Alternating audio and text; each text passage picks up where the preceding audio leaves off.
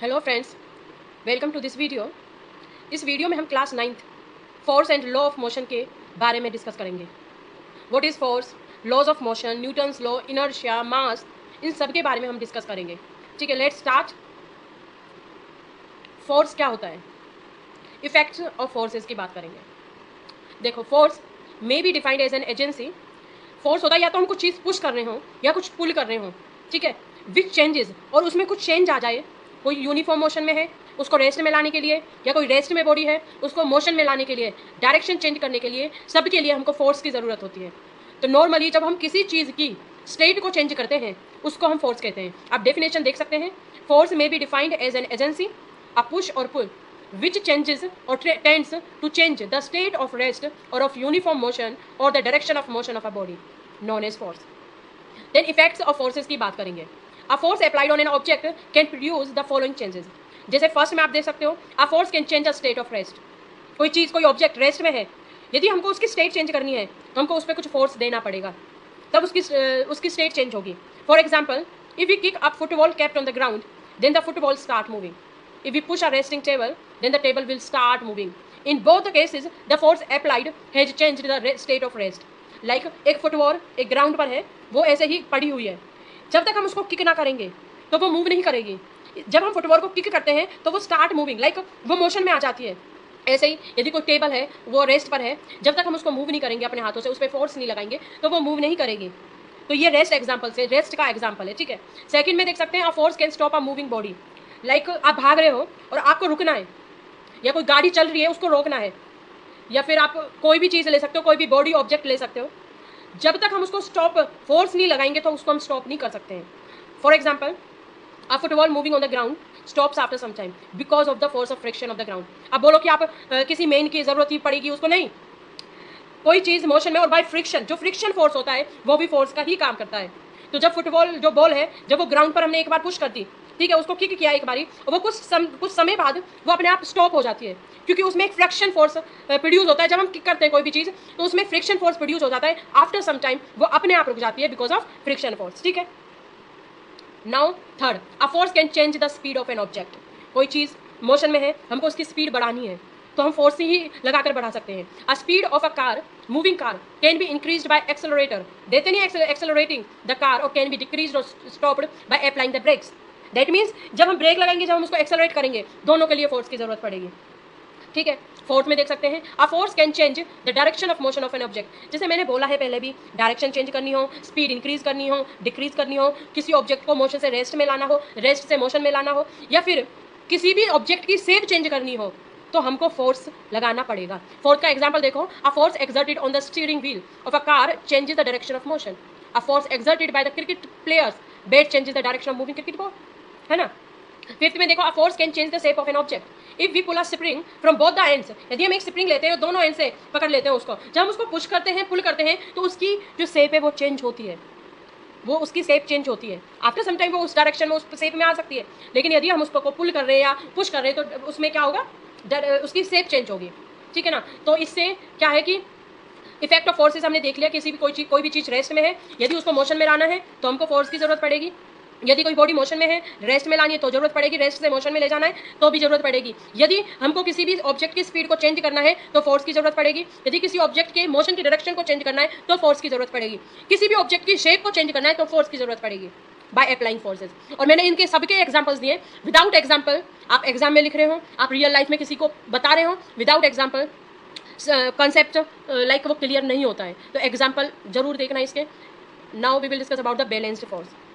आप डायग्राम देख सकते हो बैलेंस्ड फोर्स में और अनबैलेंस्ड फोर्स का, आप डायग्राम देख सकते हो, ठीक है। हम पहले बैलेंस फोर्स होता क्या है उसके बारे में बात करेंगे। देखो, if the resultant of all the forces acting on a body is zero, like जब दोनों तरफ से एक साथ पुल हो रहा हो या पुश हो रहा हो सेम फोर्स से, तो वो बैलेंस्ड फोर्स होता है। तो आप देख सकते हो, if the resultant of all forces acting on a zero is zero, the forces are called balanced force. For example, a game of tug of war with equally matched opponents is an example of balanced force. और भी देख सकते हो, when the main pushes against the wall, the forces at play balance each other and as a result the ball does not move. यदि आप wall पर push करते हो ना तो उसमें भी उतना ही फोर्स जनरेट होता है उतना ही फोर्स जनरेट होता है जितना हम लगाते हैं, इसलिए वॉल मूव नहीं कर पाती है। और थोड़ा और ज़्यादा देख सकते हैं आप, balance force occur when forces of equal strength act in opposite direction on an object. Net force zero होता है, जैसे मैंने बोला, if the resultant of all forces acting on a body is zero, no acceleration, ना कोई acceleration होगा ना कोई फोर्स लग रहा है, the object remains at rest और कंटिन्यूस स्टेडी मोशन, उसको हम क्या बोलते हैं, बैलेंस्ड फोर्स बोलते हैं। ठीक है, आप डायग्राम भी देख सकते हो यहाँ पे। Next, unbalanced force, if the resultant of all the forces acting on a body is not zero, यदि जो फोर्स लग रहा है वो जीरो ना हो, उसको अनबैलेंस्ड फोर्स बोलते हैं। एग्जांपल से समझो, the ball moves from one place to another after it's kicked, एक प्लेस से दूसरे प्लेस आती है, दूसरे प्लेस से अनदर प्लेस आती है, तो उसमें जो फोर्स है उस बॉडी पर जो लग रहा है, उस फोर्स का जो रिजल्टेंट है वो जीरो नहीं होगा, उसको हम अनबैलेंस्ड फोर्स बोलते हैं। Net force not equals to zero, cause change in motion. ठीक है, आप डायग्राम भी देख सकते हो। मैं इसकी जो पीपीटी है वो मैं व्हाट्सएप पे टाइम इंस्टीट्यूट के नाम से ही है, और आप इसमें लिंक में भी देख सकते हो, लिंक पे जाके आप इस पीडीएफ को डाउनलोड कर सकते हो। नेक्स्ट, लॉ ऑफ मोशन क्या होता है। हमने बात की है, हमने सबसे पहले फोर्स की बात की है, देन इफेक्ट ऑफ फोर्सेस की बात की है। ठीक है ना, फिर बैलेंस्ड फोर्स, हमने अनबैलेंस्ड फोर्स देखा है। Now we will discuss about the laws of motion. First law क्या होता है, लॉ ऑफ इनर्शिया भी जिसे हम बोलते हैं, कि यदि कोई ऑब्जेक्ट या कोई भी स्टेट रेस्ट में है तो वो रेस्ट में रहेगी, यदि कोई मोशन में है मोशन में रहेगा, यदि कोई चीज़ uniform motion in a straight line में है तो वो सेम पोजीशन में रहेगी, unless acted upon by an external unbalanced force. लेकिन जब तक उस पर बाहर से कोई फोर्स नहीं लगता है, तब तक वो रेस्ट में रहेगी, मोशन में रहेगी। उसको हम लॉ ऑफ इनर्शिया बोलते हैं। और जो फोर्स लगता है ना, वो कभी भी बैलेंस्ड फोर्स नहीं लगता है, ये याद रख लेना। बैलेंस्ड फोर्स नहीं लगता है, अनबैलेंस्ड फोर्स से ही कोई चीज़ हम चेंज कर सकते हैं, उसके डायरेक्शन को, मोशन को, शेप को हम चेंज कर सकते हैं। Explains why seat belt are needed in a moving vehicles. कभी सोचना इसके बारे में और इसको सर्च करना, गूगल करना कहीं से भी, कि why seat belt are needed in moving vehicles. अब इनर्शिया होता क्या है वैसे? इनर्शिया कोई भी बॉडी है उसकी टेंडेंसी है चेंज होने की, यदि रेस्ट में तो मोशन में तो रेस्ट में जा सकती है, उसको इनर्शिया बोलते हैं। The tendency of a body to resist a change in its state of motion, उसको इनर्शिया बोलते हैं। Type of inertia, inertia of rest, inertia of motion, inertia of direction, हम इसके बारे में भी डिस्कस करते हैं। देखो, सबसे पहले मास के बता देती हूँ। Measure of inertia, greater the mass greater the inertia. यदि मास ज़्यादा है, किसी भी ऑब्जेक्ट का मास ज़्यादा है तो उसका इनर्शिया भी ज़्यादा रहेगा। हम टाइप्स देख लेते हैं इनर्शिया के। Inertia of rest, the tendency of body to remain in its state of rest is called inertia of rest. Example देखो, a person standing in a bus falls backward when the bus suddenly start moving forward. When the bus moves, the lower part of his body begins to move along with the bus. और जो upper part है body का, वो inertia की वजह से rest में रहता है। तो जब भी आप खुद फील करना, फिजिकली फील करना, जब आप बस में खड़े हो और बस चले आगे को जब वो स्टार्ट होके चले, तो आपको लगता है कि आप पीछे की तरफ फॉल्स बैकवर्ड होते हैं ना, पीछे की तरफ धक्का लगता है। क्यों लगता है वो? ड्यू टू इनर्शिया, क्योंकि जो हमारा लोअर पार्ट होता है बॉडी का, वो बस में रेस्ट पोजीशन में, रेस्ट में, मूव में है। यदि बस रेस्ट में तो रेस्ट में रहेगा, बस मूव्स कर रही है, मूविंग में है, मोशन में है, तो हमारा जो बॉडी पार्ट है वो बस के साथ चलता है। लेकिन जो अपर बॉडी पार्ट है हमारा, या बॉडी पार्ट है, वो क्या होगा, ड्यू टू इनर्शिया वो रेस्ट में ही रहता है। इसलिए हमको when the bus standing in a bus, तो हम बैकवर्ड जाते हैं। ठीक है, नाउ सेकंड ऑप्शन देखते हैं इसका, inertia of motion and inertia of direction. ये तीन है, inertia of rest, inertia of motion, inertia of direction. ये इनर्शिया के टाइप्स हैं। The tendency of a body to remain in its state of uniform motion in a straight line is called inertia of motion. How?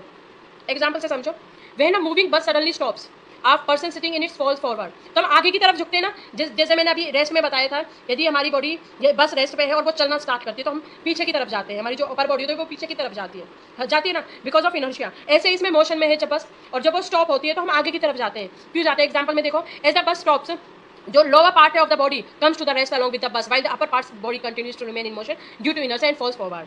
वो ये जो rest का है उसका opposite motion का है। अब डायरेक्शन की बात करते हैं, inertia of direction. The inability of a motion to change its direction of motion is called inertia of direction. When a bus takes a sharp turn, a person sitting in the bus experiences a force acting away from the center of the covered path due to his tendency to move in the original direction. ठीक है, I hope आपको ये समझ में आ रहा होगा। Now we will discuss about the types of inertia. देखो ये डायग्राम है, डायग्राम में भी समझ सकते हो, inertia of rest, inertia of motion, inertia of direction. Mass is the measure of inertia, mass is the measure of its inertia. मैंने जैसे बोला, यदि मास बढ़ रहा है तो इनर्शिया भी बढ़ेगा, मास कम हो रहा है तो इनर्शिया भी कम होगा। If a body has more mass it has more inertia, and if a body has less mass it has less inertia. Example, a stone has more inertia than a football. एक पत्थर में ज्यादा inertia होता है than a football. A truck has more inertia than a bicycle. तो वो ये जितना बॉडी का मास होगा, जितनी किसी भी ऑब्जेक्ट का मास होगा, उसका इनर्शिया भी उतना ही ज्यादा होगा। Mass is directly proportional to the inertia. Okay, यदि आपको कुछ समझ में नहीं आ रहा है ना, तो आप कमेंट भी कर सकते हो। Now we will discuss about the Newton second law of motion. हमने फर्स्ट में बात कर लिया, फर्स्ट लॉ ऑफ इनर्शिया होता है। सेकंड की बात करते हैं, Newton's law of motion. Newton gave 3 fundamental laws that describe the motion of the object. These are the foundation of classical mechanics. जो हम न्यूटन्स लॉ ऑफ मोशन पढ़ते हैं ना, ये क्लासिकल मैकेनिक्स में पढ़ते हैं, ठीक है, जिसको हमने फर्स्ट डिस्कस कर दिया। लॉ ऑफ इनर्शिया, कोई चीज रेस्ट में है तो रेस्ट में रहेगी, मोशन में है तो मोशन में रहेगी, जब तक उस पर कोई एक्सटर्नल अनबैलेंस्ड फोर्स नहीं लगता है। Now we will discuss about the second law of motion. ये फोर्स, मास, एक्सेलरेशन, इन तीनों का रिलेशन है। आपको यदि पॉइंट भी याद हो गए ना, तो आप आराम से एग्जाम में इसको लिख कर आ सकते हो कि second law of motion force, mass, acceleration का रिलेशन है। इसकी डेफिनेशन पढ़ लेते हैं। The rate of change of momentum of an object, rate of change of momentum of an object is directly proportional to the applied unbalanced force. यदि force change हो रहा है तो मास भी चेंज होगा, एक्सेलरेशन भी चेंज होगा, and takes place in the direction of force. अब फॉर्मूला भी देख सकते हो यहाँ पे, F is directly proportional to the mass and acceleration. M is mass, A is acceleration, F is change in momentum. Example देख सकते हो, kicking a football, light object is equal to more acceleration. आप football को आपने kick किया, light object, लेकिन उसका acceleration उस पर ज्यादा इंपैक्ट पड़ता है। Pushing a car, heavier object, slower acceleration. समझ में आया second law of motion. The rate of change, आपको जो मेन याद रखना है, F is equal to M में, कि फोर्स का, मास का, एक्सेलरेशन का रिलेशन पढ़ते हैं सेकंड लॉ में। Rate of change of momentum, rate of change of momentum क्या है, फोर्स है। Force of an object is directly proportional to the applied unbalanced force and take place in direction of the force, ठीक है। Now next we will discuss about SI unit क्या है force की, newton है। Force that gives the mass of 1 kg, mass को kg में लिखते हैं, एक्सेलरेशन को मीटर पर सेकंड स्क्वायर में लिखते हैं। ये इसकी SI यूनिट्स आप याद रख सकते हो। Now we will discuss about the third law of motion. इसमें एक्शन और रिएक्शन लॉ के बारे में पढ़ते हैं। कैसे, ये जो मैंने यहाँ पे लाइक येलो उसमें लिखा हुआ है ना, हेडलाइन किया हुआ है, ये आपको याद रखना है। इससे आप डेफिनेशन लिख सकते हो। For every action there is an equal and opposite reaction. First में हमने पढ़ा था, कोई चीज़ रेस्ट में रहेगी, मोशन में रहेगी, जब तक उस पर कोई एक्सटर्नल अनबैलेंस्ड नहीं होता है। सेकंड में हमने मास, एक्सेलरेशन और फोर्स के रिलेशन के बारे में पढ़ा है। थर्ड में हम एक्शन और रिएक्शन लो, कि हर एक्शन का इक्वल एंड अपोजिट रिएक्शन होता है। Meaning force always come in pairs. If you push something it pushes back with equal forces. मैंने बॉल का भी बताया था कि वो मूव नहीं करते, क्योंकि वो भी उतना ही फोर्स लगाती है उस पर जितना हम लगाते हैं। Example jumping, you push the ground down, ground pushes you up. जब आप जंपिंग करते हो। Recoil of a gun, bullet goes forward, gun moves backward. Swimming, you push water backward, water pushes you forward. यदि आप swimming करते हो और पानी को आप पीछे की तरफ करते हो तो पानी आपको आगे की तरफ फॉरवर्ड करेगा, ठीक है। ये आपके 3 लॉज थे, inertia, second law of motion, third law of motion. Now law of conservation of momentum क्या होता है, इसको और देख लेते हैं। आपका ये फिर लास्ट टॉपिक है क्लास 9th चैप्टर 2 फिजिक्स का, ये कंप्लीट हो जाएगा। Law of conservation of momentum, total momentum of 2 bodies before collision is equal to the momentum after collision. Total momentum of 2 bodies before collision, collision is equal to the total momentum after collision if no external force act on them. क्या कह रहा है, जो before collision होता है दो body का momentum, जो टोटल मोमेंटम होता है दो बॉडीज का, वो इक्वल रहता है आफ्टर कोलिजन। उन्हीं दो बॉडी में जब हमने कोलिजन किया, वो दोनों को टकराया, तो जितना मोमेंटम आफ्टर कोलिजन बना उतना ही पहले होता है इसमें। तो आप देख सकते हो M1U1 प्लस में M2U2 इज इक्वल में M1V1 प्लस में M2V2, ठीक है। इसकी वो ये first law, second law, third law. I hope आपको ये समझ में आया होगा। और नेक्स्ट चैप्टर के लिए प्लीज सब्सक्राइब एंड लाइक और बेल आइकन दबाना ना भूलें। Thank you so much friends.